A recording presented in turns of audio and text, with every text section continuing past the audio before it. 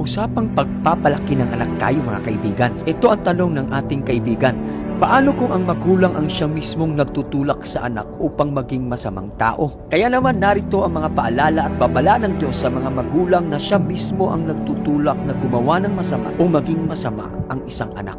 Una, bilang isang magulang, dapat nating tandaan ang ating tungkulin sa Diyos. Kawikaan 22 verse 6, ituro mo sa bata ang daang dapat niyang lakaran at pagtanda niya ay hindi niya ito iiwan. Kung tayo isang magulang at tinutulak natin ang ating anak sa kasamaan, ito ay pagsuway sa kalooban ng Diyos na itinakda niya para sa pamilya at ito'y malaking kasalanan at pananagutan sa kanyang harapan. Pangalawa, bilang isang magulang, hindi tayo ang magbibigay ng katitisuran. Matthew 18 verse 6. Ngunit sino mang maglagak ng katitisuran sa landas ng isa sa mga maliliit na ito na sumasampalataya sa akin, ay mabuti pa sa kanya na bitinin ang kanyang leeg ng isang malaking batong gilingan at itapon siya sa kalaliman ng dagat. Isa sa tungkulin natin bilang isang magulang ay ating ilapit sa Diyos at turuan ng pananampalataya ang ating mga anak. Ngunit kung ang magulang ay maging katitisuran o mag-aakay sa anak sa kasamaan,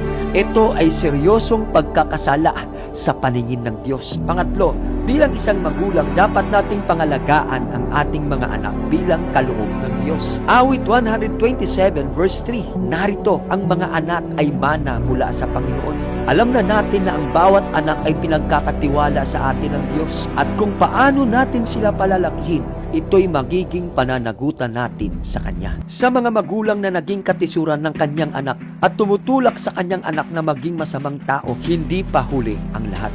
Dahil ang Diyos ay nagbibigay ng pagkakataon. Nay, bago mahuli ang lahat, magsisi tayo at magbagong buhay. Mamuhay ayon sa Espiritu. Baguhin ang ating mga pag-uugali upang maging mabuting halimbawa sa ating mga anak. At hayaan natin ang Espiritu Santo ang magpatnubay sa pagpapalaki sa ating mga anak. At kung magagawa mo ito, at dadaig mo ang masama ng mabuti.